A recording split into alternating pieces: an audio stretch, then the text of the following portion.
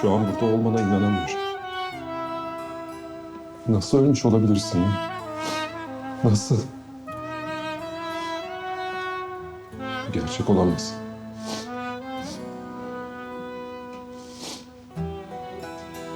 Daha seninle çok yolumuz vardı kardeşim. Keşke. Keşke Alaca'nın kulüpten ayrılma olayına bu kadar takılmasaydı.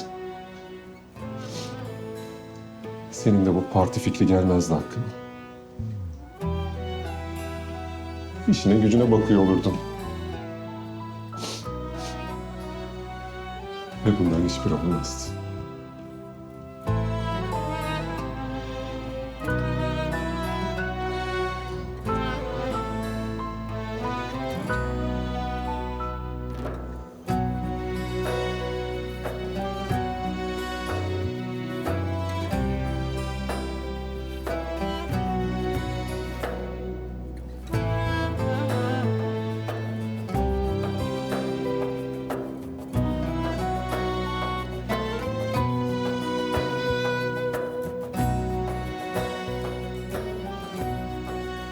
Affet beni kardeşim.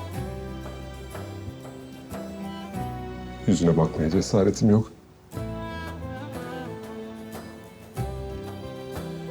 Olur affet.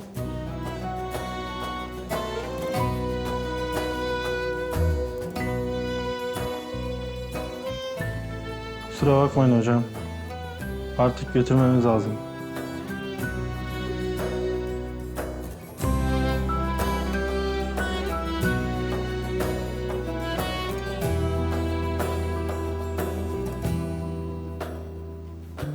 Güle güle kardeşim. Elbet yine görüşeceğiz.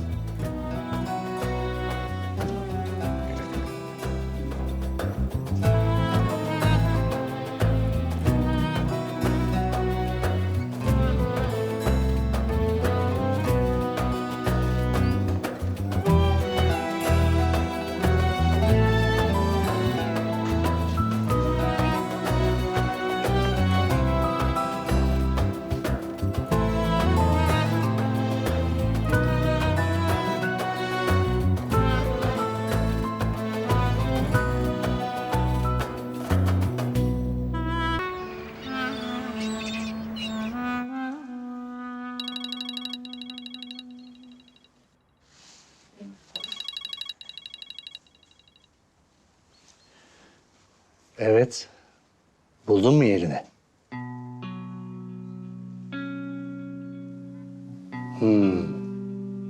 Biliyorum hastaneyi. Tamam, teşekkürler.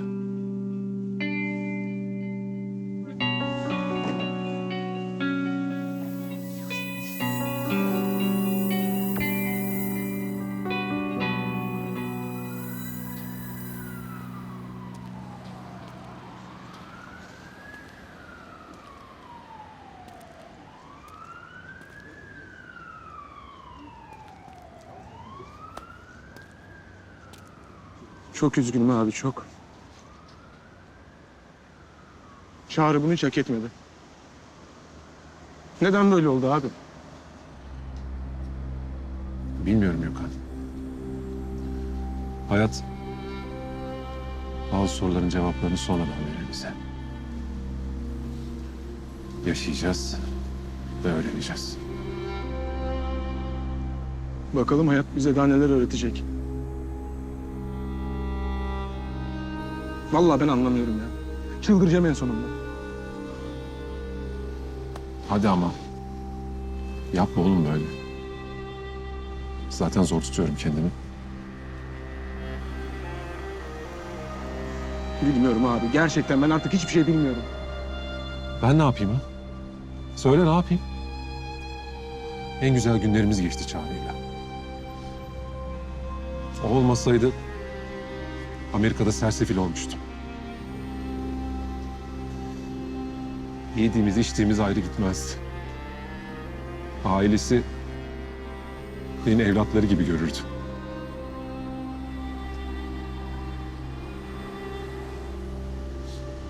En son Gülseren teyzeyle telefonla konuştuğumuzda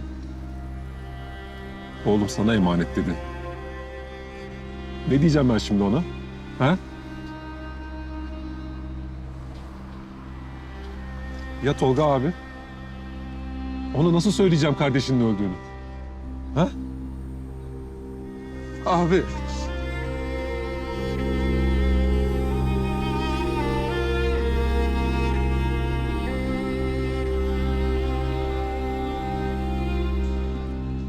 Hala cevap yok mu?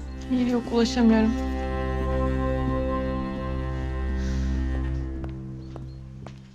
Baba, bir şeyler öğrenebildin mi? Hangi hastanede olduğunu öğrendim. Ben şimdi oraya gidiyorum. Tamam, hangi hastane ben de geleceğim. Hayır Biricik. Öyle oraya ailece cümbür cemaat hasta ziyaretine gider gibi gidemeyiz. Bizim hastane değil orası. Ben gideceğim.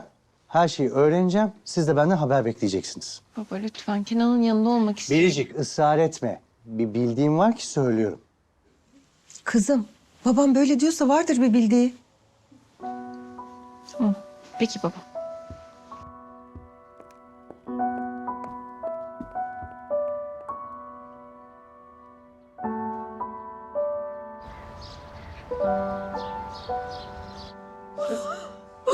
Kızım ağlama artık. Heba ettin kendini. Bak sana da yazık. Bana mı yazık? Asıl Çağrı'ya yazık. Benim yüzümden gencecik adam gitti. Senin yüzünden mi? Ay, o ne biçim söz öyle? Ben onların hayatına girmeseydim şimdi yaşıyor olacaktı. Şimdi spor salonunda işinin başındaydı belki. Belki Yasemin'e sinemaya gitmişlerdi. Belki annesiyle konuşuyordu. Belki... Kızım bak. Belkilerle keşkelerle yaşanmaz. Alnının yazısı böyleymiş demek ki. Oh Turan. Ya keşke beni öldürseydi. Ya beni öldürseydi ona bir şey yapmasaydı. Ay kızım ne biçim konuşuyorsun? Ay, yapma böyle. Bak. Dünyalar güzeli bir kızım var. Biraz onu düşün. Hadi yapma böyle. Senin güçlü durman lazım. Bak kızım. Bak şimdi içeride uyuyor. Birazdan yanına gelse, seni böyle iki gözü iki çeşme ağlarken görse, olur mu hiç öyle? Bak sen güçlü duracaksın ki o da sana tutunabilsin. Her şeyden önce sen bir annesin. Bunu unutma lütfen. Pislik herif de cezasını çekecek. Merak etme sen. Fitil fitil burnundan gelecek. Kızım ağlama artık. Ağlama.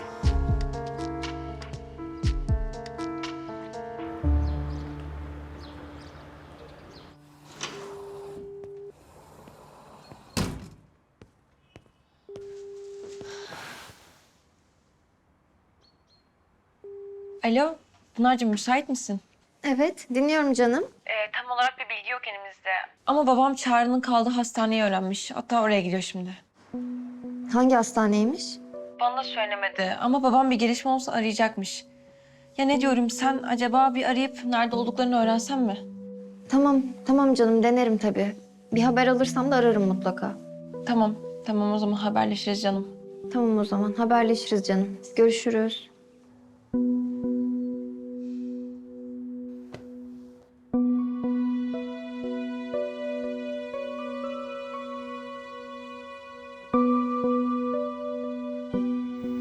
Yasemin daha uyuyacak galiba. Hem sen de buradasın. Ben bir gidip Kenan'ı görsem perişan olmuştur şimdi. Yani tabii git kızım da bilemedim ki şimdi Yasemin uyanınca ben ne yapayım?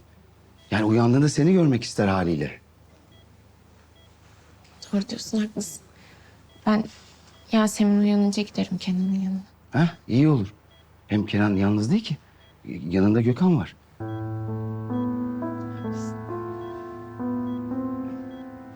Ayakta kalma hadi geç otur. Geç yavrum geç.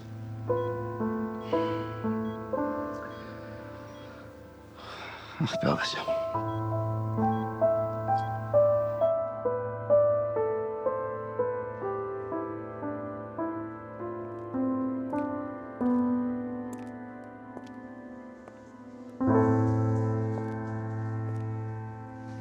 Baki Bey. Kenan. Sabah Biricik'ten öğrendim. Çok üzüldüm tabii. O yüzden yapabileceğim bir şey var mı diye geldim. Sağ olun. Sağ olun da. Biricik nereden duymuş? Pınar'la konuşmuş. O söylemiş. Tabii Biricik de çok üzüldü.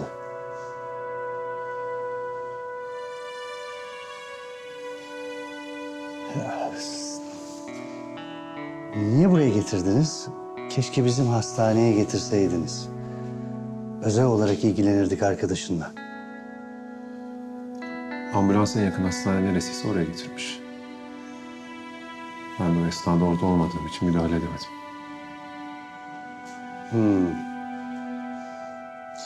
Neyse. Bunlar önemli değil. Önemli olan arkadaşının hayatı. Durumu nasıl, iyi mi? Maalesef. Çağrı'yı kaybettik.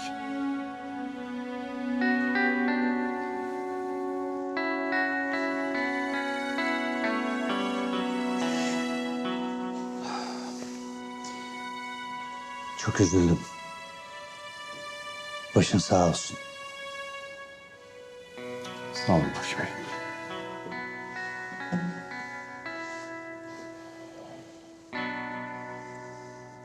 Peki senin için yapabileceğim bir şey var mı? Şu anda sadece yalnız kalmak istiyorum. Kusura bakmayın lütfen. Biricik'e de söylersiniz. Gelmesin lütfen. Tamam. Nasıl iyi hissedeceksen. Henüz nasıl yapacağımı bilmiyorum ama... daha Çağrı'nın ailesine haber vermem gerekiyor. O yüzden bir an evvel kendimi toparlamam lazım.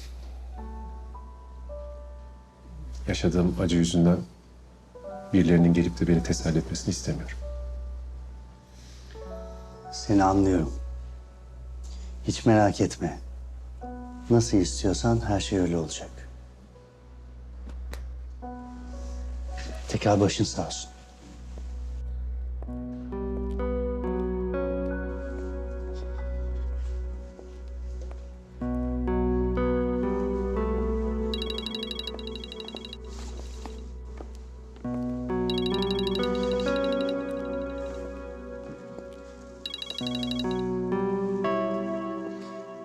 Alo. Neredesin? Tamam, geliyorum.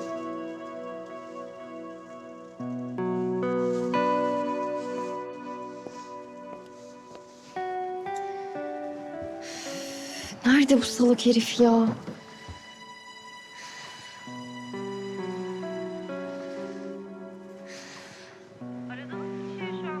Yok.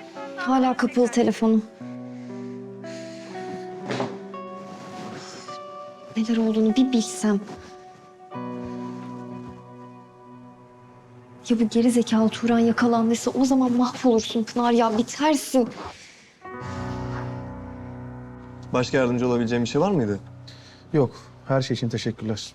Rica ederim.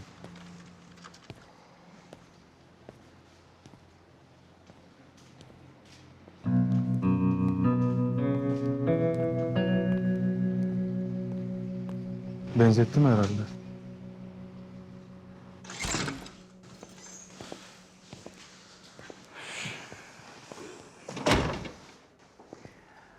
Atıf, senin şu organı aldığın çocuğun adı ne? Çağrı Levent diye biri. Allah kahretsin. Ne oldu ki?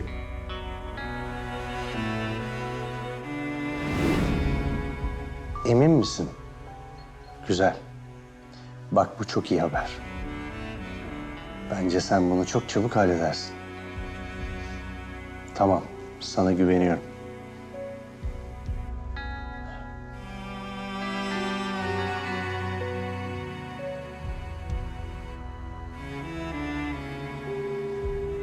Genç bir adam dedin değil mi?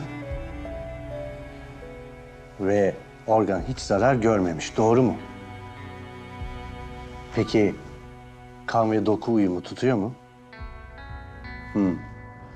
Evet, birkaç riskli durum var ama aradığımız donör bu adam. Bir dakika bekle, bir şey düşünüyorum. Tamam. Bazen birisinin yaşaması için maalesef birisinin hayatını kaybetmesi gerekiyor. Gerekeni yapın.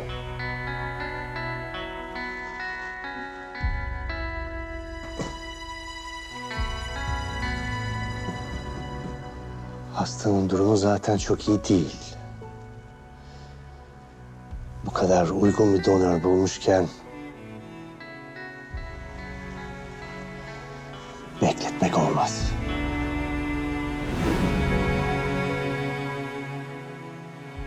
Bir sorun mu var Baki Bey? Sizi temin ederim. Her şey bildiğiniz şekilde, her zamanki yöntemle yapıldı. Şüpheyi uyandıracak hiçbir durum söz konusu değil. Atıf, yöntemde sorun olamaz zaten. O yöntemi ben adım adım tasarladım.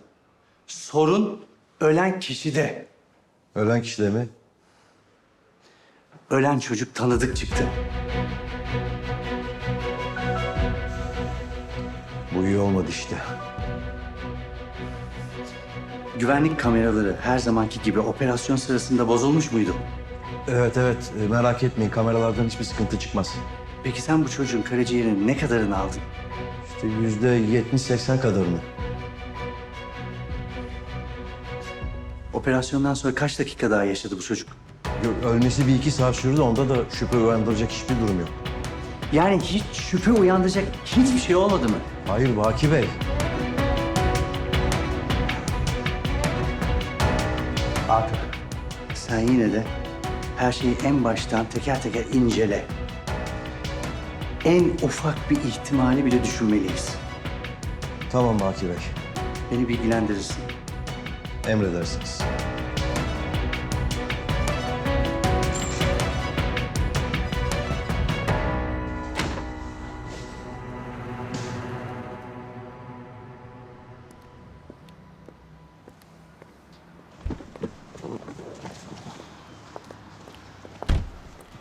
Baki Bey beni emretmişsiniz.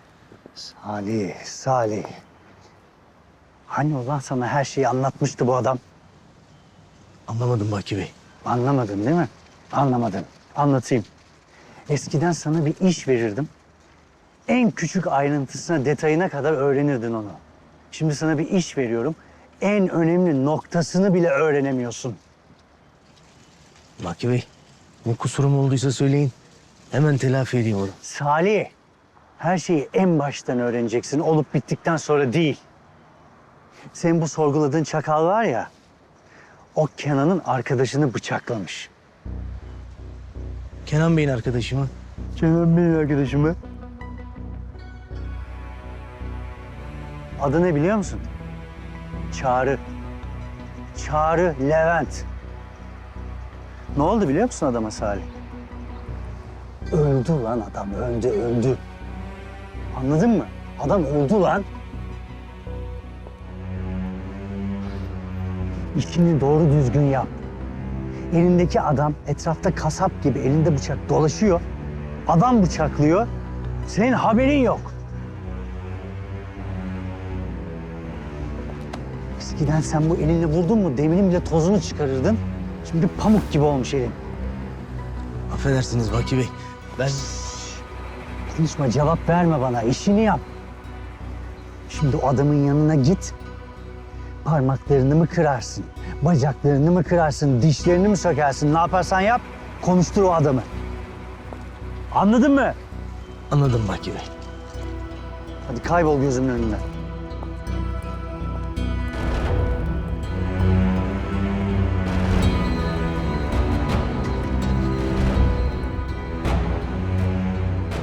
Kenan Bey'in arkadaşı mıymış? Ahmak herif. Her şeyi ben yapmasam, öğrenmesem dünyada haberi yok.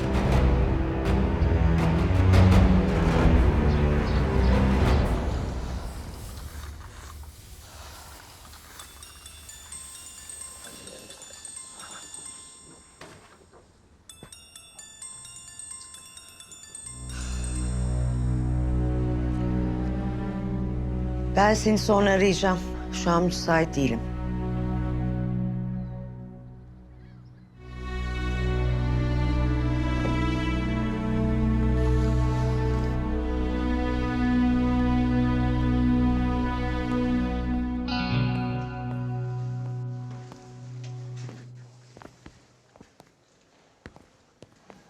Ben biraz hava alayım.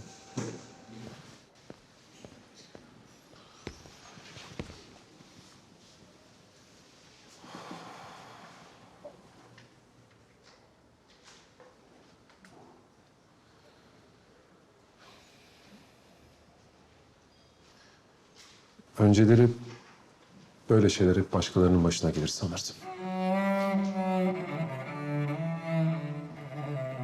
Önce kardeşim bıçaklandı. Sonra da en yakın arkadaşım. Hayat kardeşimi bağışladı bana. Ama en yakın arkadaşımı alıp götürdü benden.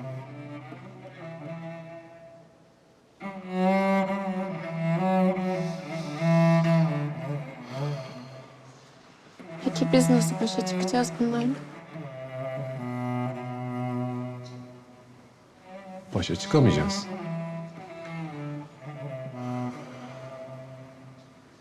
Sadece alışacağız. Zaman gelip kulaklarımızı kapatacak. Kalbimizi nasırlaştıracak.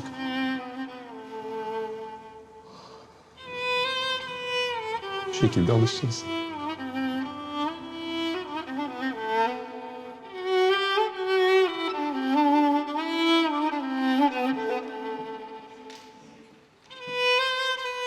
Kenan, senin varlığın bana güç veriyor. Ne zaman başım ağrırsa Kenan'ın omuzu var diyorum. Sen de öyle hisset, olur mu? Birlikte aşacağız bunları.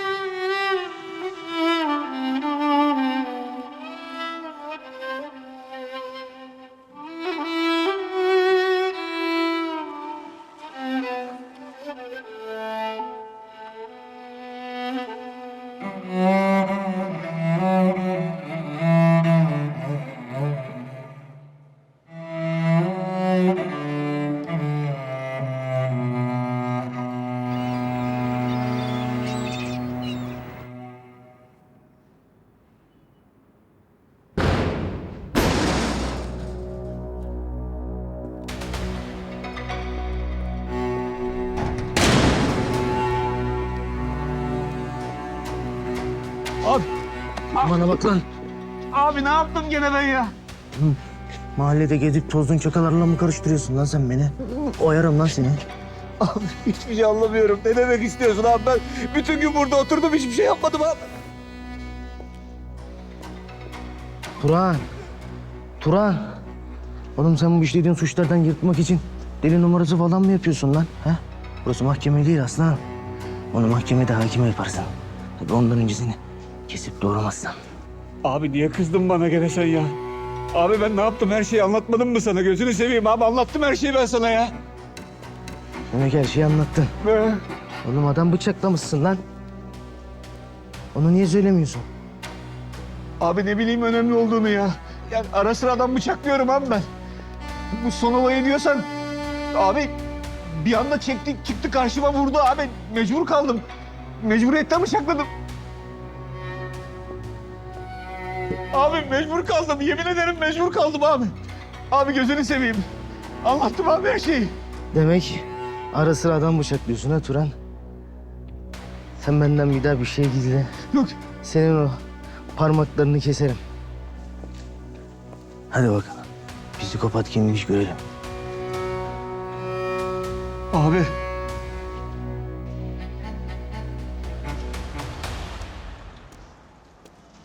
Allah'ım delireceğim, yardım et.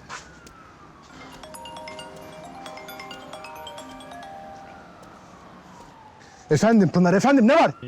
Sadece nasılsın diye merak ettim Gökhan. Nasıl olduğumu merak ettin öyle mi? Söyleyeyim. Senin benim yüzümden gencecik bir arkadaşımız toprağa verildi.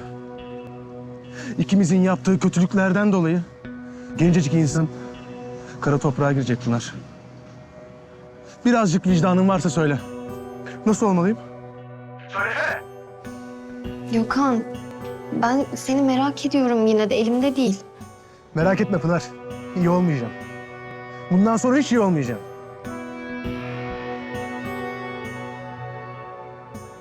Hiç iyi olmayacağım bundan sonra.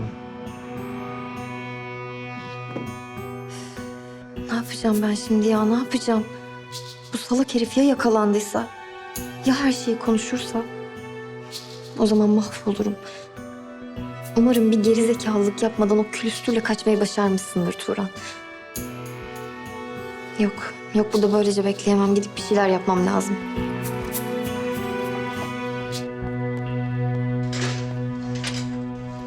Hoş geldin. Saniye. Bana bir viski getirir misin?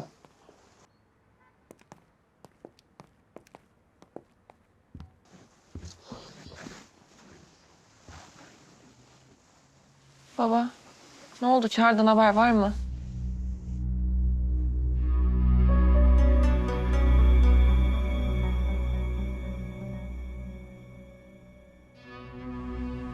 Baba, lütfen bir şey söyle. Meraktan öleceğim. Çağrı nasılmış?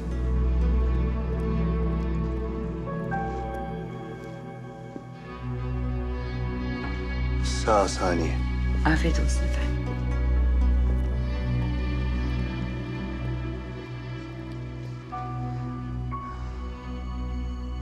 Durum pek iyi değil.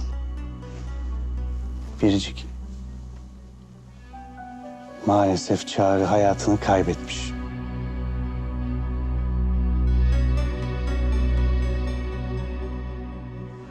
Aman Allah'ım. Korkunç bu. Ailesi ne yapacak şimdi? Ay, dayanılır bir acı değil. Benim hemen Kenan'ı aramam lazım. Hatta yanına gitmem lazım. Ben hemen çıkayım. Dur, otur Biricik. Dur, bir sakin ol ilk önce bak. Kenan şu anda aileye nasıl haber vereceğini düşünüyor. Ve sonra da başka bir sürü şey daha yapması lazım. Gitmeyip burada kalsan daha iyi olur. Baba yani o benim evleneceğim adam. Ben onun bu acı gününde yanında olmazsam ne zaman olacağım? Tamam, anlıyorum seni. Ama şu an Kenan'ın yalnız kalmaya ihtiyacı var. Bak ben de kalmak istedim. Benim yardımımı da kabul etmedi. Bizim de onun bu düşüncesine saygı duymamız gerekiyor. Tamam mı? Yani gitmeyip burada kalsan daha iyi olur. Kendine geldiği zaman yanına gidersin. Baba sen beni hiç anlamıyorsun. Ya anlasan böyle davranmazsın. Ben sevdiğim adamın yanında olmak istiyorum. Onun acısını paylaşmak istiyorum. Biricik, kızım, baban sadece Kenan'ın şu anda seni dahi göremeyecek durumda olduğunu söylüyor. Bak onu da yanında istememiş, yalnız kalmak istiyor. Seni çok iyi anlıyorum. Ben de senin yerinde olsam senin gibi düşünürdüm. Ama müsaade et. Kenan biraz kendine gelsin.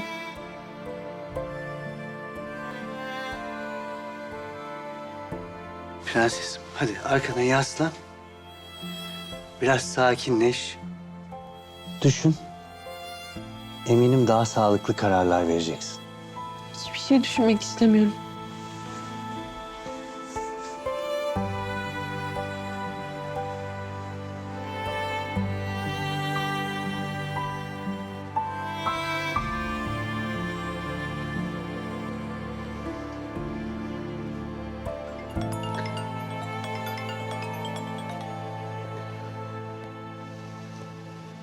Ezgi. Gökhan, ben çok acı çekiyorum. İpek'in yanında sürekli ağlamamak için bir yerlere kaçıyorum. Emel abla sağ olsun bakıyor ona. Oyun falan oynuyor da yalnız kalabiliyorum. Ben senin ve Kenan'ın yüzüne artık nasıl bakacağım? Artık acı çekmeden nefes bile alamıyorum. Ezgi lütfen. şey söyleme Gökhan. Bu vicdan azabıyla nasıl yaşayacağımı bilmiyorum. Sanki bir bıçak ikiye bölüyor beni. Dayanamıyorum artık. Ezgi, hepimiz acı çekiyoruz. Ama bu yaraları beraber saracağız.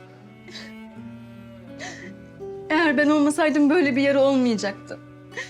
Çağrı şimdi hayattaydı. Bu yüzden kendimi hiç affetmeyeceğim. Hem de hiç.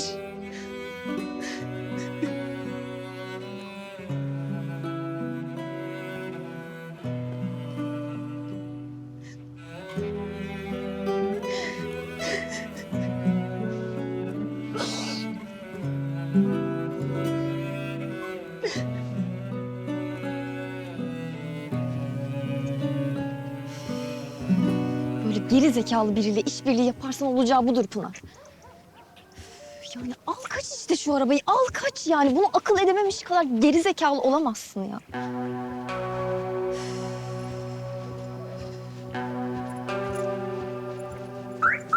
Sen de iyice mafyatik işlere bulaşmaya başladın Pınar. İşin yoksa bu arabayı yok et şimdi.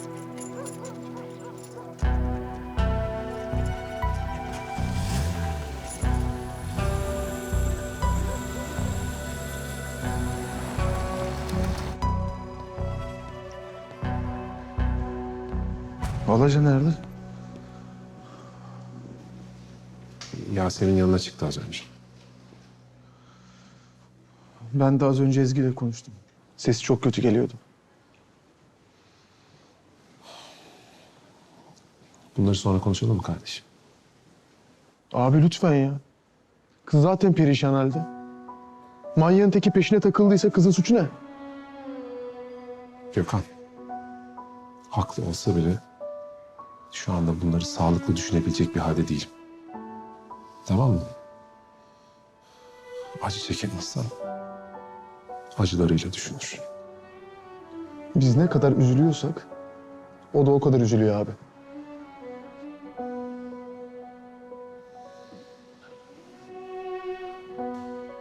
O çakal seni bıçakladı Gökhan. Daha senin iyileşmene sevinemeden geldi en yakın arkadaşımı aldı benden. Ya ne düşünmemi bekliyorsun?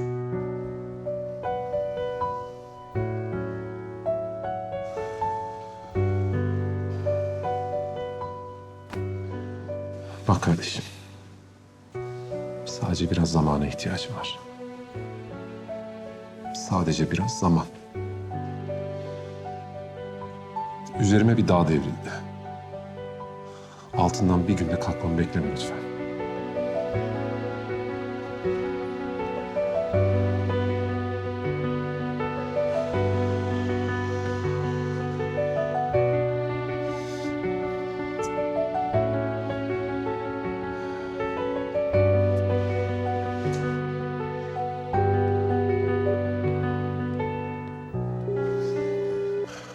Alo Tolga abi.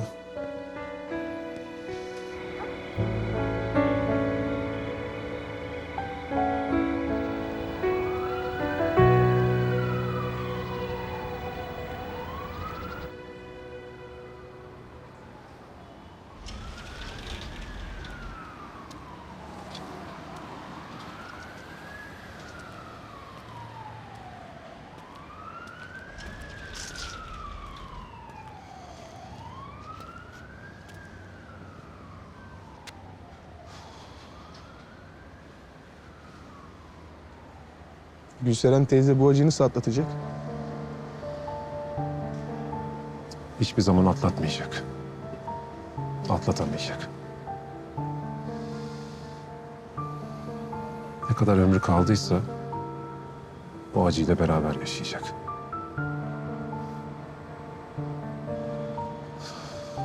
Artık ne onun ne de Tolga abinin hiçbir zaman gerçekten yüzü gülmeyecek. Nefes alıp verecekler. Ama onunla da yaşamak olmayacak değil mi? Ne zaman bir bıçak görseler,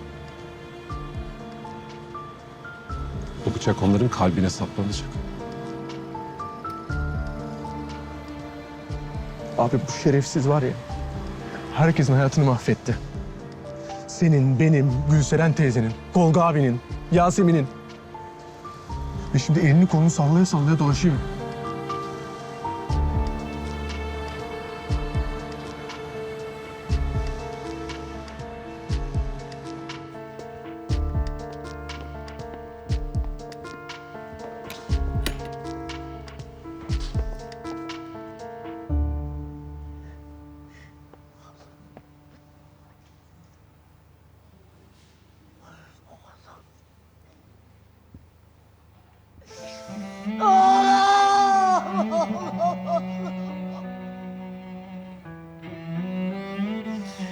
Annem. Sen annem. Nefesim sana yetsin annem. Kalk. Kalk. Kalk. Oğlum kalk. Kalk oğlum kalk. Yavrum kalk annem kalk annem kalk. Kalk oğlum. Anne, kalk, anne. Doktor! Doktor çabuk! Anne! Anne ne olur? Yardım edin doktor! Anne kalk! Anne kalk anne! Anne kalk! Kalk anne!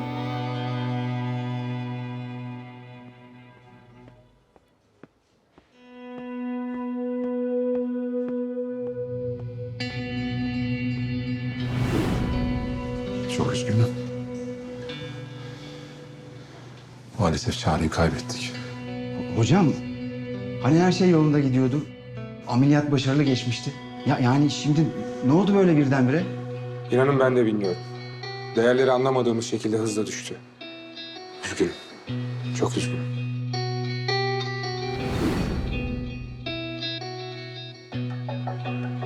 Tabii ya. Abi nereye? Bekle beni orada, geliyorum hemen.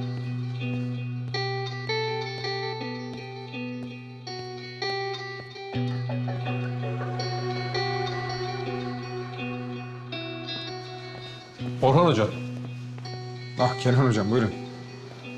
sizi görünce yanınıza gelip konuşmak istedim. Aklıma takılan bazı sorular var da. Neyle ilgili? Çağrı'nın ölümüyle ilgili. Durum stabildi. Her şey de iyiye gidiyordu. Evet aynen öyleydi. Madem her şey iyiye gidiyordu, neden Çağrı birdenbire öldü? Yani neden birden septik şoka girdi? Ben bu soruların cevaplarını bir türlü bulamıyorum. Kenan Hocam isterseniz odama geçelim orada konuşalım. Böyle ayaküstü konuşmayalım olur mu? Memnuniyetle. Buyurun.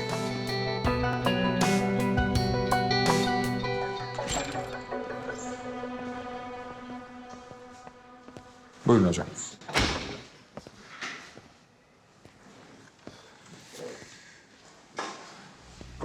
Hocam inanın neyin sebep olduğunu ben de anlamadım. Aslına bakarsan 2 gündür ben de bunu düşünüyorum. Nasıl olabilir? Demek aynı şüpheler sende de var yani hocam, öyle mi? Yani bir tek ben böyle düşünmüyorum. Var çünkü ortada çok sıra dışı sayılabilecek bir tablo var. Çağrı'nın ameliyattan sonraki değerleriyle ölümünden hemen önceki değerleri arasında büyük fark var. Bir dakika. Ne gibi farklar hocam? Şimdi şöyle, başka bir hasta olsa ve elimdeki bu değerlere göre bir şey söyleyecek olsam, ölüm nedeni olarak organ yetmezliği derim. Organ yetmezliği mi? Nasıl yani? Benim de şaşırdığım nokta işte tam olarak bu Kenan Hocam. Yani düşen bütün değerler organ yetmezliğini işaret etse de ortada buna sebebiyet verecek herhangi bir durum yok. İzin verirseniz ben de bakabilir miyim şu raporlara? Tabii buyurun hocam.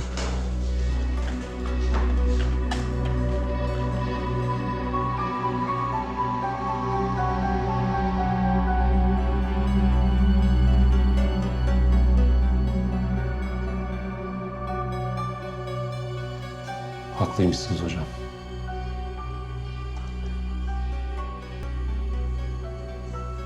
Gerçekten çok ilginç.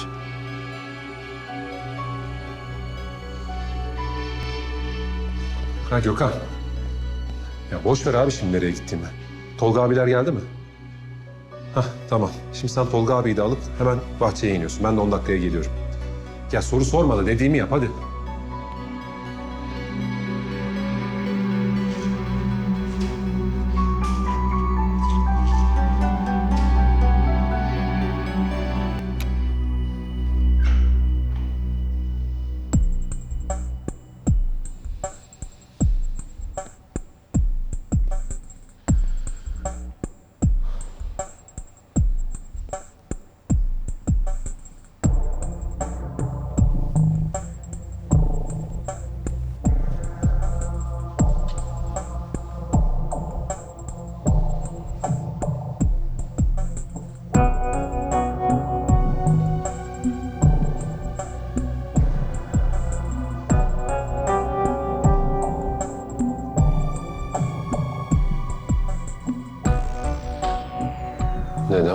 musun bu iz?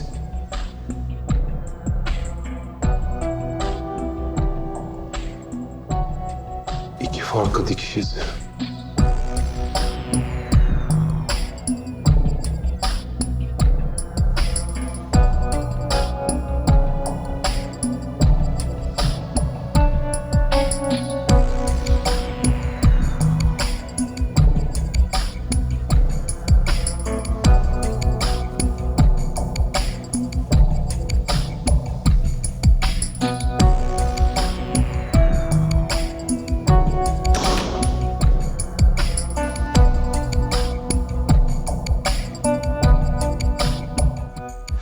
Neden buraya geldik Gökhan? Abim öyle söyledi. Ama sesinden anladığım kadarıyla önemli bir şey olmadı. Hah, o da geldi işte. Abi ne oldu? Neden çağırdın bizi? Nasıl söylesem bilmiyorum ama Neyi? oturalım şöyle.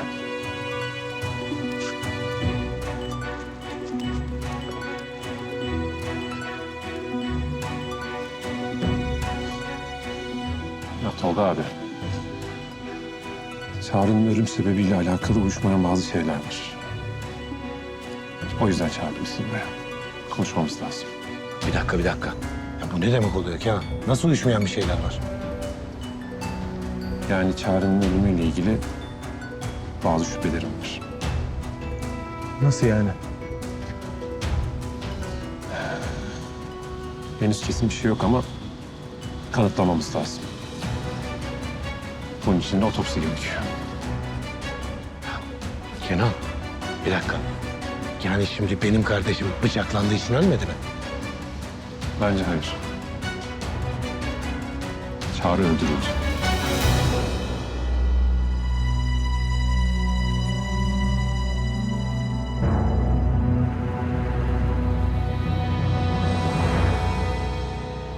Nasıl yani? Ne demek öldürüldü? Abi sen emin misin? Ya dediğim gibi henüz kesin bir şey yok. Ama öyle olduğunu düşünüyorum. Kenan, bir açık anlatsana şunu. Abi, şimdi Orhan Hoca ile konuştum. Doktoru. Çağrı'nın ameliyat sonrasında değerleri gayet iyiydi, stabildi. Hatta durumunun iyiye gittiğini söyledi. Ama Ama ne? Ne oldu? birden anlamadığımız şekilde hızlıca bütün değerleri düştü. Ve sonrasında Evet.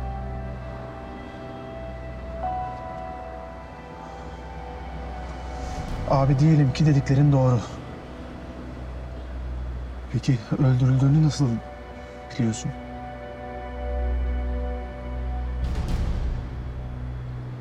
Bir ihmal mi var yani? Ya da örtbas edilen bir durum mu var? hayır.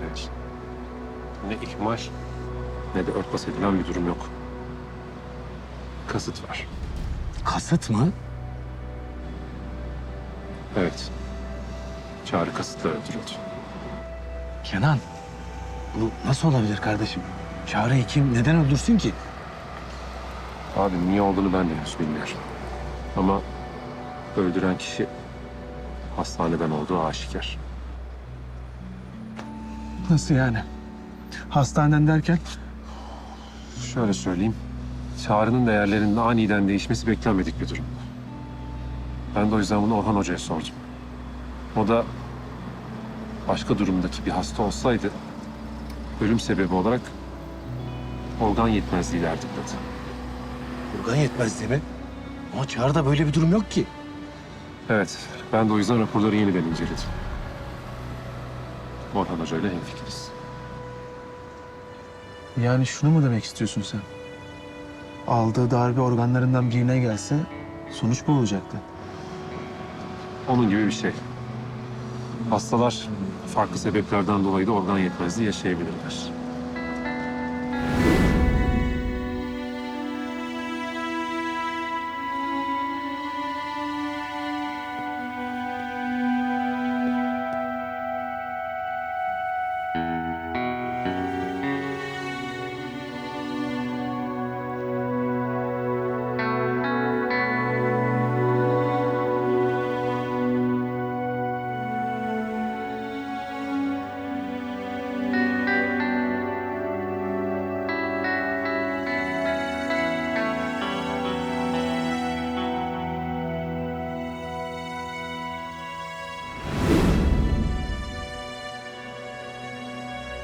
Yani Çağrı'nın organını çalmışlar. Bunu mu demek istiyorsun? Evet. Aynen öyle diyorum. Demek kardeşim bu yüzden öldürüldü. Maalesef öyle.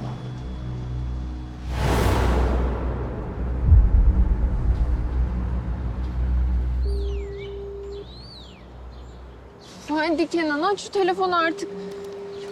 Meraktan çıldıracağım.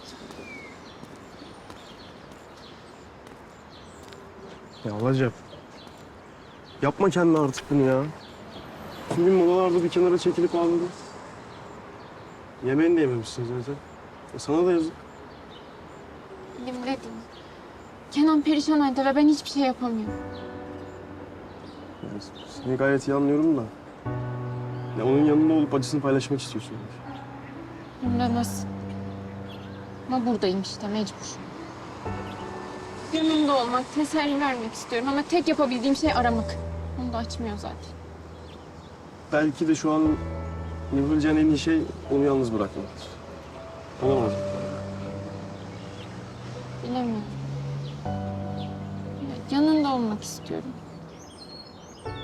Bir işe gelmek zorundayım. Alacağım. Ya iş hayatı maalesef biraz acımasızdır. Yani kimse çarkların durmasını istemez. Ama yine de şanslısın. Daha işe yeni başlamana rağmen müdür sana 2 gün izin verdi. Değerini bil. Hadi toparla kendini. Mola süren bitiyor. Her zaman müdürün bu kadar iyi yanına denk gelemeyebilirsin. Yemeğini de ye. Teşekkür ederim Erdem.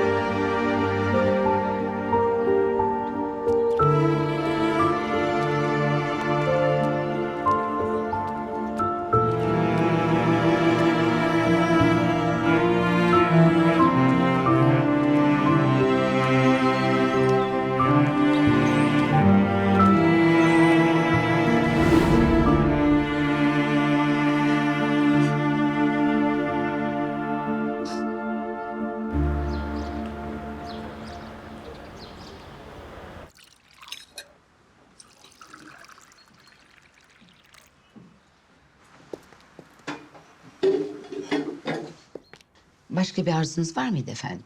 Teşekkür ederim Saniye. Afiyet olsun.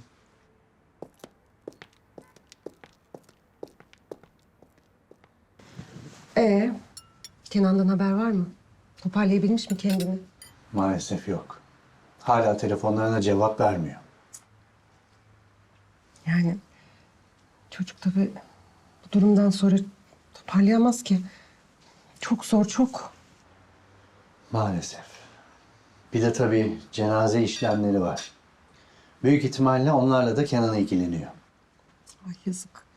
Yani gencecik çocuk bir hiç uğruna gitti. Ailesi kim bilir ne durumdadır. Tabii. Maalesef. Hayatta bunlar da var. Dava açacağım bu hastaneyi. Mahvedeceğim onları. Yanlarına kalmayacak bu yaptıkları. Tabii ki kalmayacak abi ama şu anda sakin olmalıyız. Akıllıca davranmalıyız. Eğer şüphelerimde haklıysam bu durumu hemen örtbas etmek isteyeceklerdir. Abim doğru söylüyor. Şimdilik sessiz olmak zorundayız. Savcılıktan otopsi raporunu alana kadar bu işi yapanları uyandırmamalıyız. Ne yapmamız lazım peki? Şayet sizin de onayınız varsa ben avukatınız olmak isterim. Verdiğiniz vekaletle otopsi raporu çıkartabilirim. Bunu yapan her kimse otopsiden istediği sonuç çıkartır. Hayır Tolga abi çıkaramaz. Çünkü otopside ben de olacağım. Sahte rapor düzenleyebilir. benim gözetimim altında olduğu için böyle bir şey yapmaları çok zor. Merak etme abi. Ben de orada olacağım. Avukatlar da gözlerin için otopsiye gidiyor. Ama bunun için senin ve Gülseren teyzenin onayı lazım. O zaman hadi. Annemin yanına gidelim. Umarım sakinleşmiş ve kendine gelmiştir. Fazla zaman kaybetme. Oldu abi. Daha işin içinde kimin olduğunu bilmiyoruz. Doğru diyorsun. Gizli yürütmek lazım.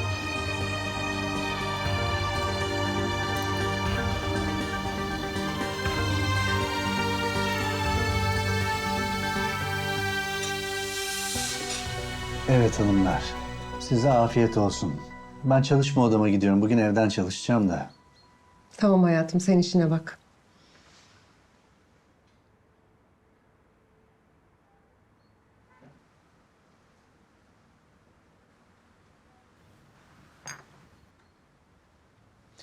Prensesim, sen bugün güzellik merkezine gitmiyor musun? Açılış bildiğim kadarıyla çok yakında yani, öyle değil mi? Doğru biliyorum.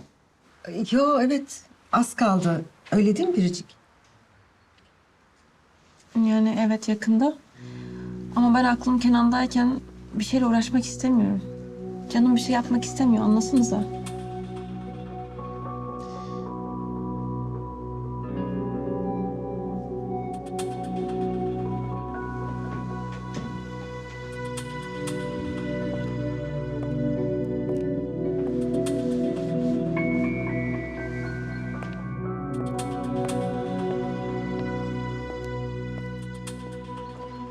Hayatım, seni çok iyi anlıyorum. Sevdiğin adamın yanında olup onun acısını paylaşmak istiyorsun. Bu çok doğal. Ama hayat tek yoldan akmıyor ki. Aynı anda bir sürü şeyle uğraşmamız gerek. Eğer hayatını Kenan üzerinden organize edersen kendi yollarını kapatırsın. Ve o kendine adadığın yol tıkanırsa gidecek yol bulamazsın. Yapma. Hayattaki diğer yollarını kapatma.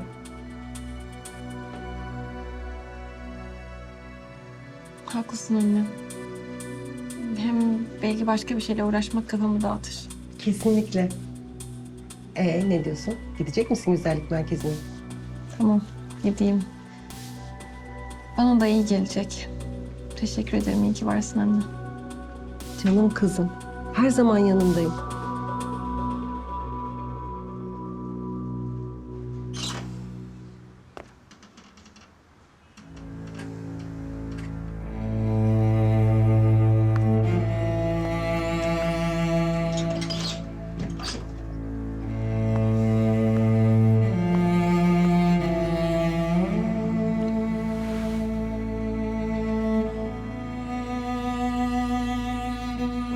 Yasemin, harap ettin kendini.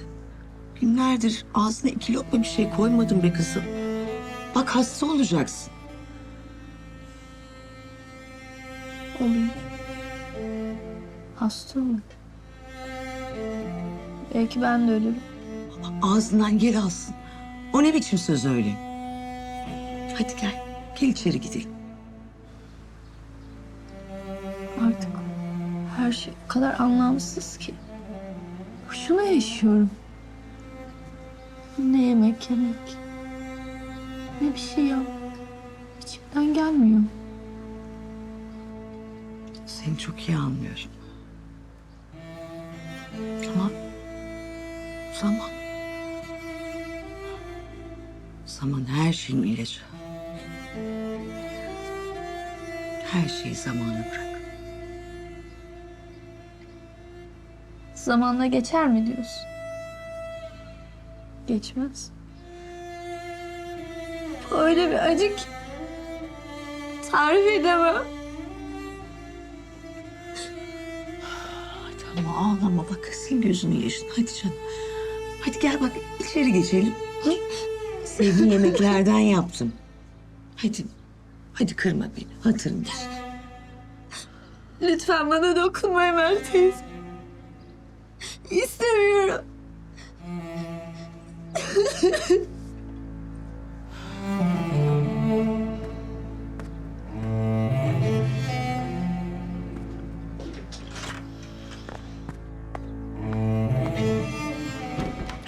Yasemin? Hala kimseyi istemiyorum yanında. Maalesef. Aşk acısı bu. Çaresi yok. Yani Çağrı'dan hoşlandığını biliyordum ama ona bu kadar aşkla bağlandığını anlayamamışım. Çok içine kapandı değil mi? Evet. Bu durumdan nasıl kurtulacak inan bilmiyorum. Benim yüzümden ne hale düştü kızcağız. Hepsi benim yüzümden. Ama yani Yasemin'i teselli etmeye çalışıyorum. Bir de sen başlama lütfen. Bak kızım, dünyada kötü insanlar var. Bu hiçbir zaman değişmeyecek. Hep böyle olacak. Ya onların kötülüklerinden biz sorumlu olamayız. Yani kendimize bunu yapmaya hakkımız yok. Evet ama işte Ay iştesi falan yok. Hadi bırakalım bunları. İpek nerede, ne yapıyor? yukarıda boyama yapıyor. Ay canım benim. Ay çok seviyor değil mi? Resmi yapsın, boyama yapsın. Size de nasıl teşekkür edeceğimi bilmiyorum. Evinizi açtınız, yukarıda oda verdiniz. Sizden de, Faruk Bey'den de Allah razı olsun. Aman canım ne önemi var? Ya o da zaten boş duruyordu. Yani size vermeyecektik de ne yapacaktık? Hadi bakalım bırakalım bunları da. Ben çay koyayım. Sen de böyle çayın yanına bir şeyler hazırla. Tamam. Tolga abi, şöyle oturalım mı? Gel hadi.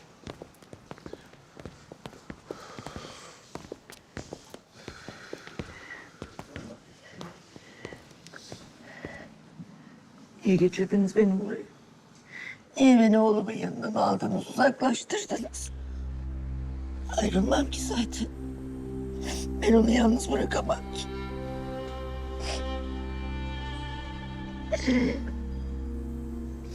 Ne diyeceksiniz bana? Hadi söyleyin. Gülseren teyzeciğim. Nasıl söylenir bilmiyorum ama Kenan? Çağrı'nın öldürüldüğünden şüpheleniyoruz. Nasıl? Niye? Neden öldürmüşsün ki oğlum? Kenan ne diyor Tolga? Ya söylesene ne diyorsun oğlum? Evet. Çağan'ın organ yetmezliğinden öldüğünü düşünüyor Kenan Orhan Hoca. Ama Çağrı'nın böyle bir durumu yoktu. Yani aldığı bıçak darbesiyle organları darp olmamıştı. Ama neden? Ya neden öldürsünler oğlumu? Neden Tolga söyle? Kenan söyle neden öldürsünler? Neden? Anneciğim sakin ol lütfen. Yani biz de büyük bir şok içerisindeyiz. Ama onları bulabilmemiz için sakin olmamız lazım. Nasıl bulacaksınız ki onları? Onlar katil. Ya size bir şey yaparlarsa? Merak etmeyin Gülseren teyzeciğim. Hiçbir şey yapamazlar. Bu ülkede hukuk, adalet var. Kimse hukuktan üstün değildir. Evet. Onları yakalayıp adaletin karşısına çıkarabilmek için de Çağrı'ya otopsi yapılması gerekiyor. Ki elimizde delil olsun. Ve bunun için de senin onayın gerekiyor anne. Asla. Asla böyle bir şeye izin vermem. Asla.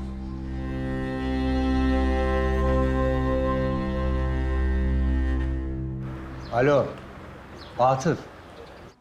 Ben aramasam arayacağın yok. Nedir durum?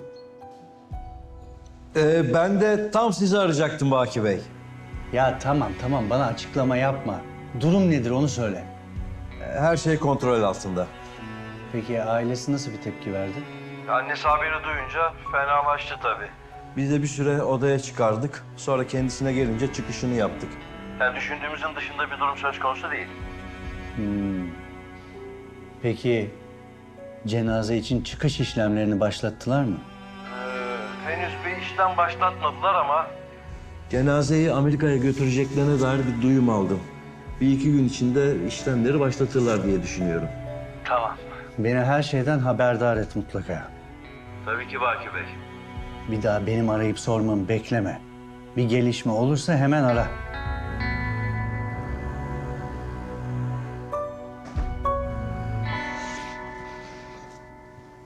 Kolay gelsin Saniye. Aa Salih, hoş geldin. Hangi rüzgar attı seni buraya? Baki Bey'in avukatı gelecek de o gelmeden ben de sana bir uğrayıp merhaba diyeyim dedim Saniye. İyi yapmışsın. Geç otur. Yeni çay demledim ben de sana çay koyayım. Hem kurabiye de yaptım. Yok hiç zahmet etme. Ersin Bey birazdan gelir. Ben öyle bir kapıdan merhaba diyeyim dedim sana. O zaman ben sana kurabiye sarayım da yersin. Seversin sen. Bak o olur. Zaten malikanede bu aralar herkesin morali çok bozuk. Hani Kenan Bey'in arkadaşından dolayı. Gerçi ben tanımıyordum ama ben de çok üzüldüm. Yazık, gencecik çocuk. Ya öyleymiş. Yazık. Avukat Ersin niye geliyor? Yani Baki Bey mi konuyu ele aldı? Hani damadının arkadaşı ya. Yani Ersin Bey niye geliyor? Hiç bilmiyorum Saniye. Zaten üzerime vazife değil. Orası öyle. Hadi sardıysan ben alayım da geç kalmayayım Saniye. Ellerine sağlık. Afiyet olsun. Pekmezli mi bunlar? Kolay gelsin. Sana da kolay gelsin. Anneciğim, bak seni çok iyi anlıyorum. Ama ya öldürdülerse Çağrı'yı? Yapanların yanına kâr mı kalacak? Ya öldürmedilerse?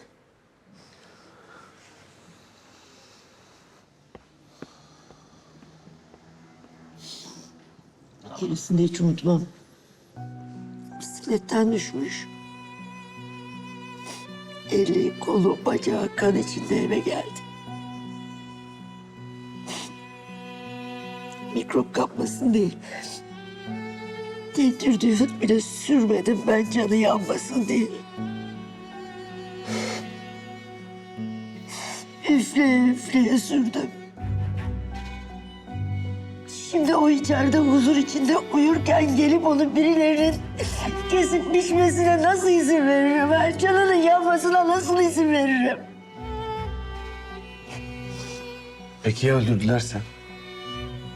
Canı acımayacak mı? Neden diye sormayacak. Bize bu işin peşini niye bıraktınız demeyecek mi? Gülseren teyzeciğim. Eğer Çağrı öldürüldüyse, ki ben öyle olduğunu düşünüyorum, hastaneyi dava etmemiz gerek. Dava edeceğiz de ne olacak? Alacağımız tazminatla sefa mı süreceğiz? Benim oğlum öldükten sonra ben parayı ne yapayım Tolga? Mesele tazminat davası açıp para almak değil Gülseren teyzeciğim.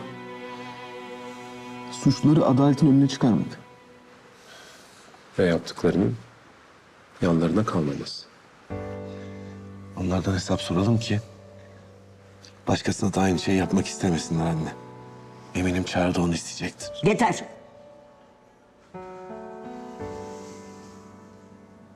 Bu aceleye gelecek bir mevzu değil. Bunu tek başıma kalıp düşünmem gerek. Tamam anne. Sen biraz düşün. Sonra yine konuşuruz.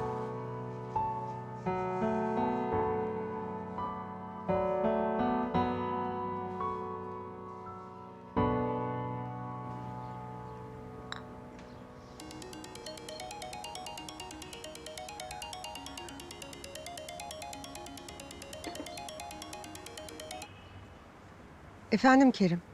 Firuze Hanım. Yapmamı istediğiniz ya da araştırmamı istediğiniz bir şey var mı diye aramıştım. Şu an için her şey yolunda. O konuyla ilgili kafamda herhangi bir soru işareti kalmadı. Ama başka bir mesele için seni bir iki gün içinde arayabilirim. Neyle ilgili? Dernekle ilgili. Ama daha önce benim bazı şeyleri netleştirmem gerek. Anladım. Ne zaman isterseniz Firuze Hanım.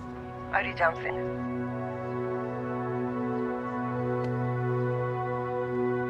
Yani bak, anlıyorum. Kenan için bunların hepsi zor bir durum. Ama benim suçum ne? Neden yanında olmama izin vermiyor? İşte bak onu anlamıyorum. Yani biraz onun tarafından düşünmeye çalışsan nasıl olur ha? Düşünmeye çalışıyorum tabii ama... bilmiyorum. Neyse. Bugün canım işe gelmek bile istemedi. Annemin zoruyla geldim. Peki Firuzan abla ne diyor bu konuya? Kenan konusunda bu kadar ısrarcı olmamamı söylüyor. Yani haksız mı sence? Cidden. Annem gibi mi düşünüyorsun? Şöyle düşün. Şimdi sen Kenan'ı aradın. Ya sana ters bir şey söyledi. Sen de dayanamadan ona kırıcı bir şey söyledin. Ne olacak? Yani bugüne kadarki emekleriniz çöpe gidecek. Galiba haklısın. Ama yanında durup ona destek olamadım. Başsağlığı dileyemedim. Sesini duyamadım ya. Yani canım benim. Yani birkaç gün daha sabırlı ol. Yani birkaç gün sabırlı olmak sana bir şey kaybettirmeyecek. Hem ona zaman tanıdığın için inan Kenan'ın gözüne daha kıymetli olacaksın. Öyle mi diyorsun? Evet. Ve inan Kenan sana daha yakın davranacak. Bak güven bana. İyi madem. Sen öyle diyorsan.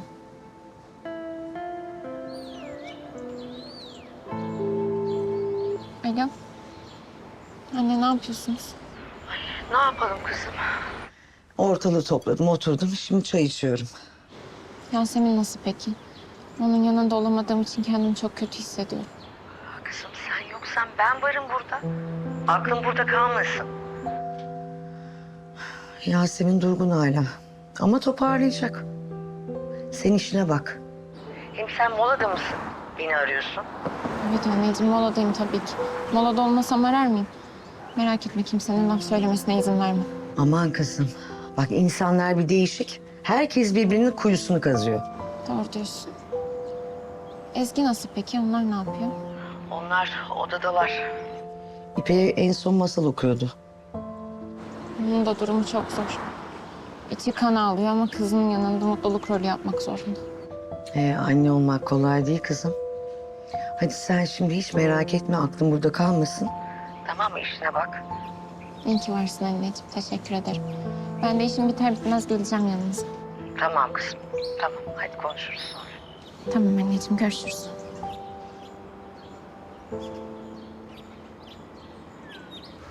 Neymiş bakalım bize göstereceğin görüntüler görelim. Bu görüntülerin bize oldukça önemli ipucu verdiğini söyleyebilirim Baki Bey. Tamam. Göster de görelim o zaman. Varol'un öldüğü gece Gökhan'ın arabasını Pınar kullanıyor. Ve hız limitinin oldukça üzerinde gidiyorlar. Ne oldu? Çıktılar görüntüden. Evet maalesef Varol'un öldüğü yere yakın bir mobese kaydı yok. O zaman nasıl bir ipucu veriyor bize bu görüntüler? Şimdi sen buraya kadarki görüntülere bakarak böyle düşünmekte haklı olabilirsin. Ama Pınar'ın kullandığı arabanın daha sonra tekrar Mobese'de gördüğümüz yere baktığımızda geçtikleri güzergah üzerinde Varol'un öldüğü yerin olduğunu görüyoruz. Tamam da bu bize bir şey göstermez ki. Sadece aynı güzergah üzerinde ilerliyorlar. Ama biraz önce gittikleri hızda gittiklerini varsayarsak gördüğümüz noktaya çoktan ulaşmaları gerekirdi. Yani ya bir yerde oyalandılar ya da onlar Varol'a çarptı. Bir süre orada oyalandılar. sonra da kaçarak uzaklaştılar.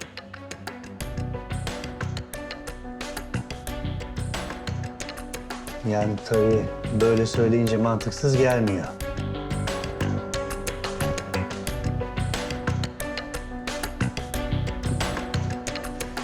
Vay vay vay vay vay. Pınar'a bak sen. Ne cevherler varmış da biz görmüyormuşuz.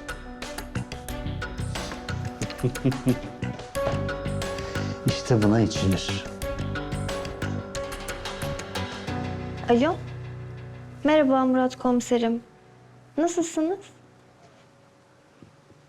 İyiyim ben de. Nasıl olayım? Davalar arası koşturuyorum işte.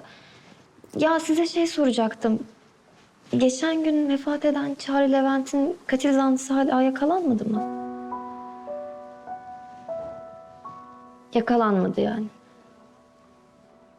Ben mi? Ben şey için sormuştum. Gökhan'la ilgili olan olayı takip ediyorum biliyorsunuz. Çağrı da Gökhan'ın arkadaşıydı. O yüzden merak ettim. Tamam. Tamamdır komiserim. İyi görevler. Demek yakalanmadın hala. O zaman nerede ne halt yiyorsun acaba? Demek Gökhan'ın bu kadın ve çocukla meselesi sadece hayır meselesi değilmiş, öyle mi?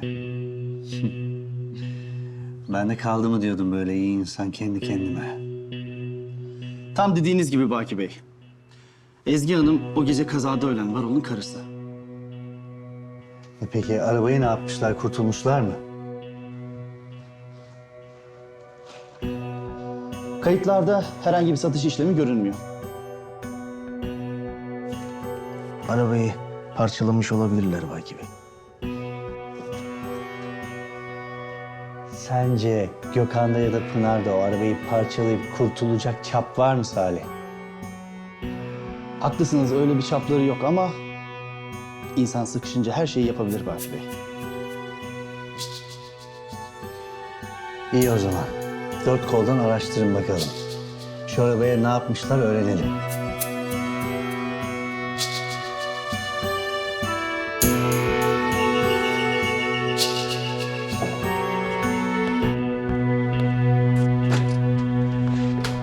Hoş geldin Gökhan. Hoş bulduk. Gelsene içeri. Hiç rahatsızlık vermeyeyim Emel abla. Müsaaden olursa Ezgi ile biraz konuşmak istiyorum. Tabii konuşun da. Gel içeri çay koyayım. Rahat rahat konuşursunuz. Şimdi hiç girmeyeyim. Hem Ezgi de biraz hava almış olur. Gökhan doğru söylüyor Emel abla. Ben de biraz hava almış olurum. Tamam, siz nasıl istiyorsanız.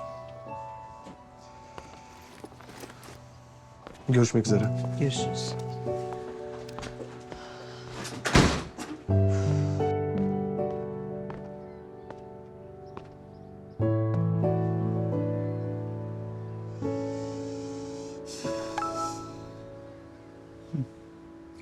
Buluşalım da ne oluyor, ne bitiyor bir anlat bakalım.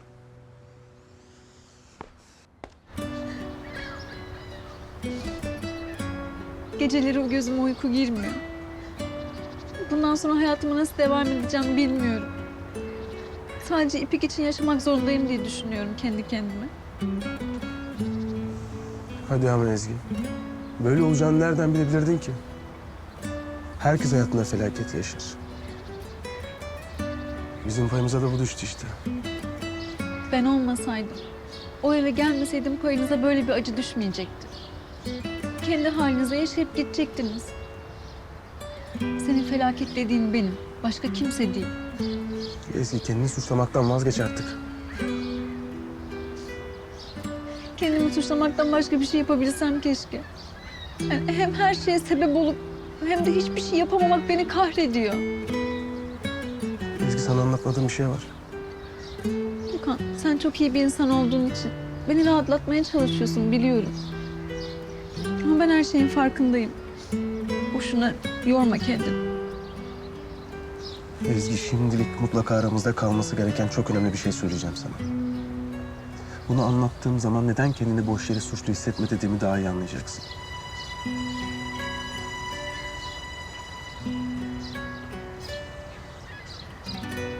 Çağrı'nın öldürüldüğünden şüpheleniyoruz.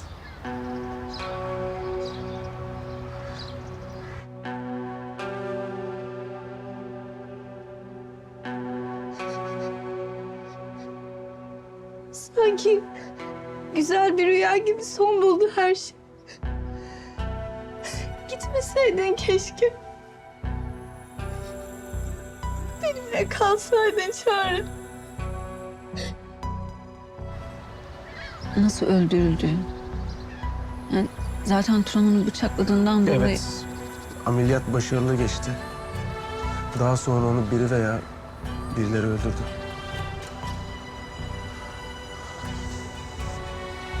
Gökhan sen ne dediğinin farkında mısın?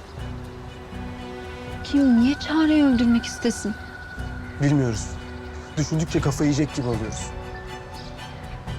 Çağrı'nın kimseye bir kötülüğü olmamıştı.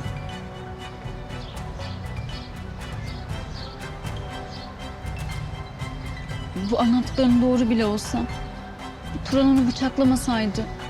Hastanede çaresiz durumda kalmasaydı bugün hayatta olacaktı. Bunu ancak kimin öldürdüğünü öğrendiğimiz zaman buluruz. Ben hayatım boyunca insanların kötülüğüyle başa çıkamadım. Ya nasıl oluyor da bir insanın canını alabiliyorlar? Benim aklım almıyor ya. İnsanların kötülüğünün sınırı yok. Ezgi, bu anlattıklarımı kimseye anlatma, tamam mı? Ne Yasemin ne Alaca. Bunu anlattım ki kendini biraz daha rahat hisset diye. Neden? Bu anlattıklarımı yapanların kulağına giderse kötü olur. Gülseren teyzeden dava dosyası için onay bekliyoruz. Yapanlar bunu fark ederse dava delilleri ortadan kaybolabilir. Lütfen. Söylemem kimseye ama bana niye anlattın ki? Ne kadar çok acı çektiğini biliyorum çünkü Ezgi. Kendini rahat hisset diye anlattım.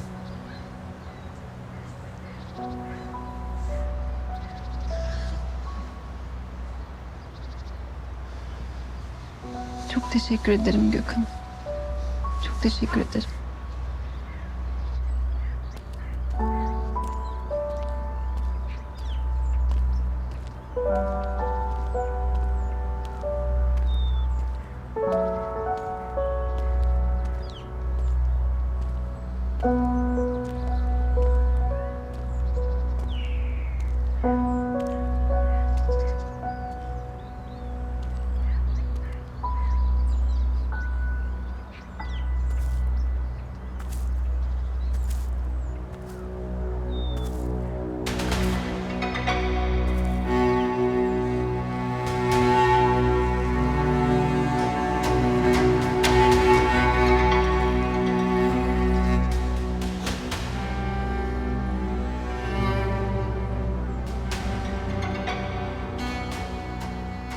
Biz nasıl yaşamaya devam edeceğiz Çağrı?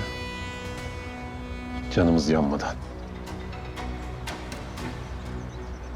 Bu evde. Sofraya nasıl oturacağız?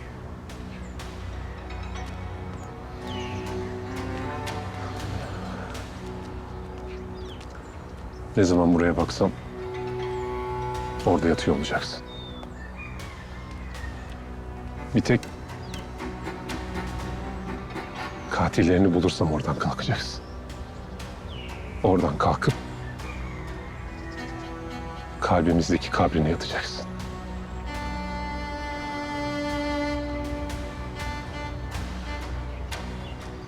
Katillerini bulmadan sakın bağışlama bizi kardeşim. Sakın.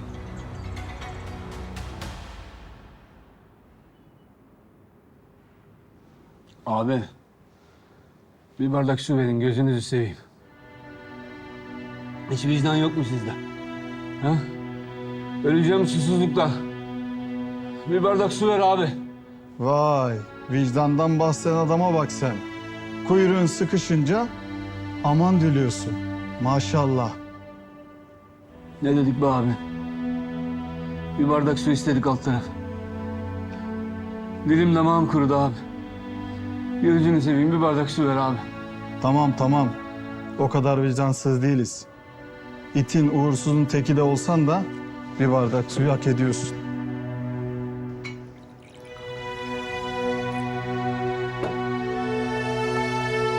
Sağ ol abi.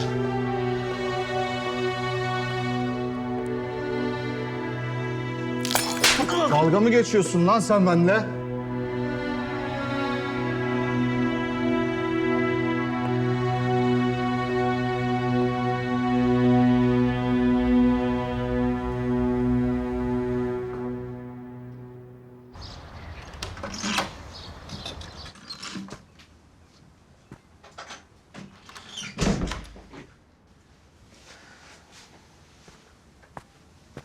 Yasemin.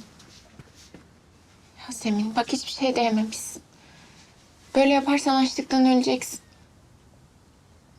Sen benim yaşadığımı mı sanıyorsun Alaca? İçime çektiğim her nefes bıçak gibi saplanıyor ciğerime.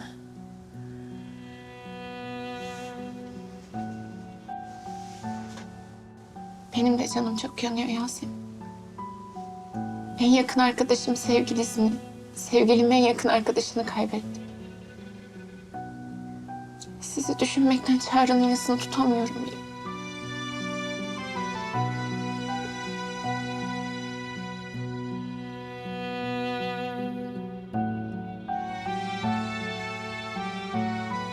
O mezara ben de gireceğim Alaca.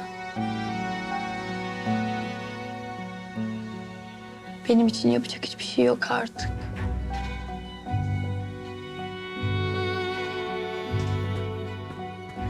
Yasemin. Keşke bir şey yapabilsem. Sen benim kardeşimsin. Seni kör karanlık bir kuyuda bırakmam.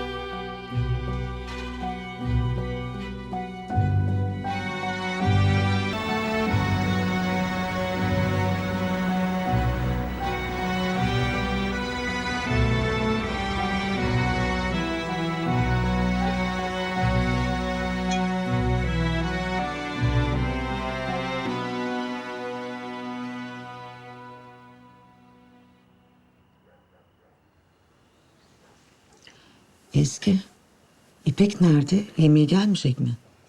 Yok Emel ablam. Huysuzlandı bugün biraz. Erkenden yemeğini yedirip yatırdım. Ne yapsın çocuk? Haklı. Tanımadığı yerde, bilmediği insanlarla alışacak.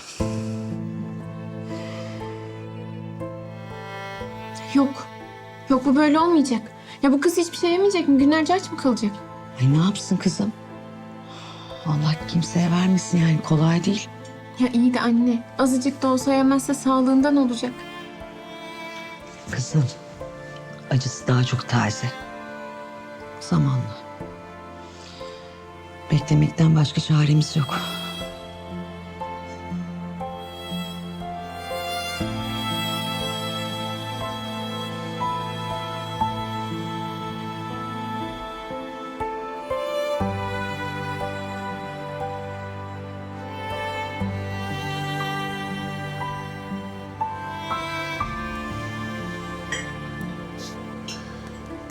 En çok da ne zoruma gidiyor biliyor musun? O kapının önünde heyecanla bekledik Çağrı çıkacak diye. Ya bir an olsun onu kaybetmeyi düşünmedik biz.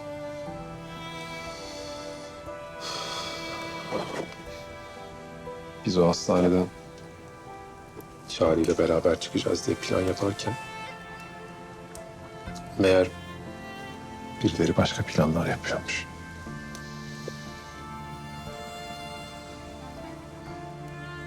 Kurtarmak için yapılan onca çabayı görüyorum da. Abi demek ki kim ne yaparsa yapsın. Keşke bizim hastaneye getirseydik ya. Eğer Çağrı bizim hastaneye gelmiş olsaydı şimdi yaşıyor olacaktı. Yapma ama abi. Nereden bilelim Çağrı'nın bir düşman olabileceğini? Beynimi kemiren tek bir soru var Gökhan. Sadece tek bir soru. Ya Çağrı gibi bir insandan ne istediler ya? Neden canına kastettiler onun? Neden? Bilmiyorum ki abi. Ben de kafayı sıyıracağım.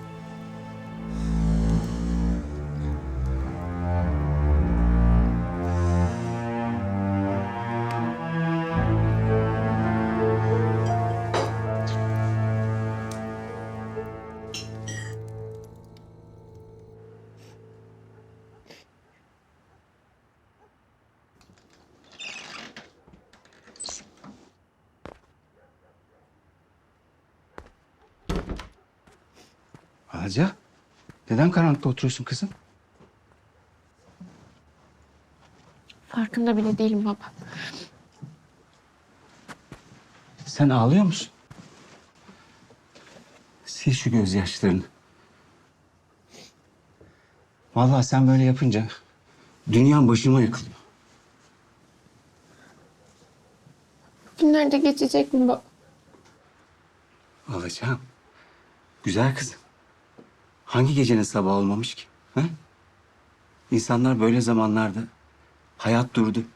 Bundan sonra hiç güzel bir şey olmayacakmış sanır. Zaman. Zaman her şeyin ilacıdır yavrum. Gamı, kederi siler götürür. Yasemin'le Kenan'a üzüleceğim diye Çağrı'nın ölümüne bile sıra gelmedi. Oysa Çağrı benim de çok sevdiğim yakın bir arkadaşımdı.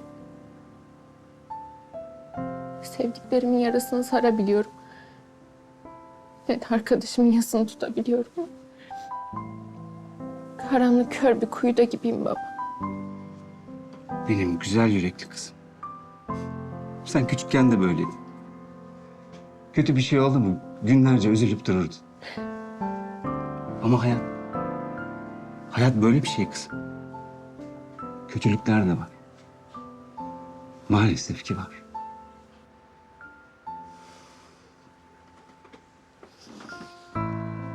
Kıyamam sana.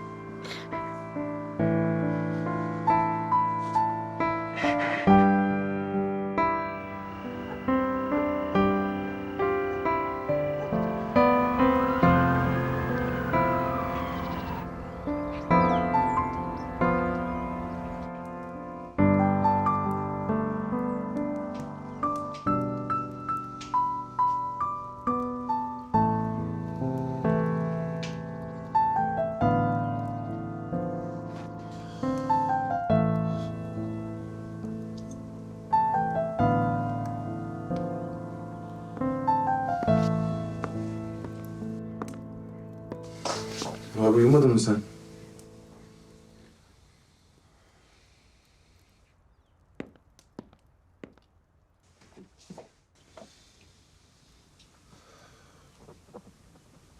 Gözümü ne zaman kapatsam Çağrı'nın yüzü geliyor aklıma. Sesi bir saniye olsun kulaklarımdan gitmiyor. Nasıl uyuyayım oğlum ya? Abi hadi kalk, elini yüzünü yıka lütfen. Kalkacağım. Hiç merak etme. Kalkacağım. Ve o katiller yakalana kadar asla huzur bulmayacağım. Merak etme abi. Çağrı'ya bunu yapanlardan hesabını soracağız. Söz veriyorum.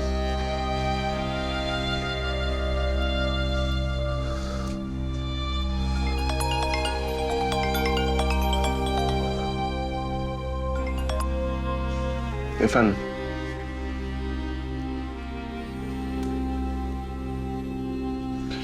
Tamam, teşekkürler.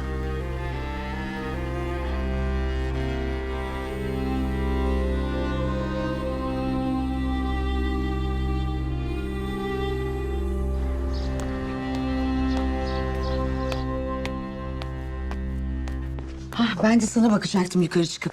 Ya birkaç saatliğine dışarı çıkmam lazım da. Yasemin'le ilgilenirsen çok sevinirim. Tabii Emel abla, hiç merak etme sen. Sağ ol. Bir şey olursa araşırız zaten. Hiç gözün arkada kalmasın. Sağ ol.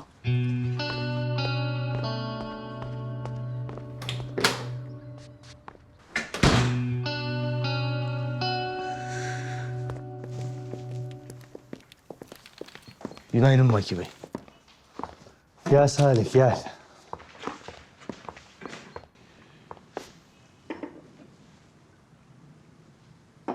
Sağ ol Nurten. Afiyet olsun Baki Bey.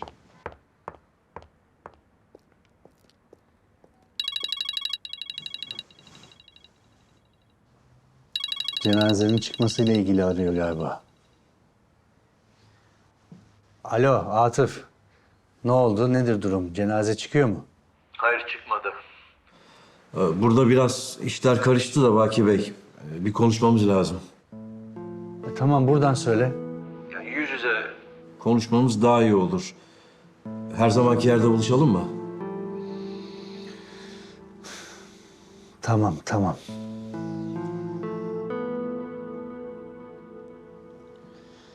Nereden çıktı şimdi bu? Bir sürü de işim var. Hadi gidip öğrenelim şunun derdi neymiş bakalım.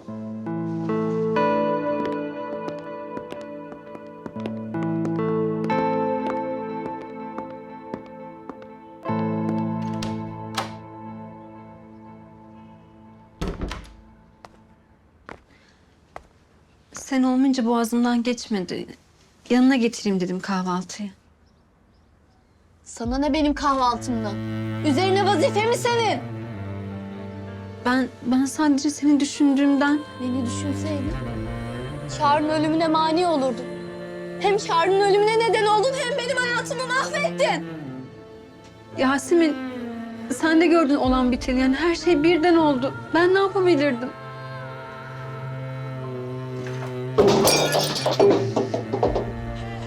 Ne yapabilirdin ha? Kendini değil, Çağrı'yı kurtarmaya çalışırdın. O adamın önüne sen atlardın. Duydun mu beni? Hayatımızı mahvettin.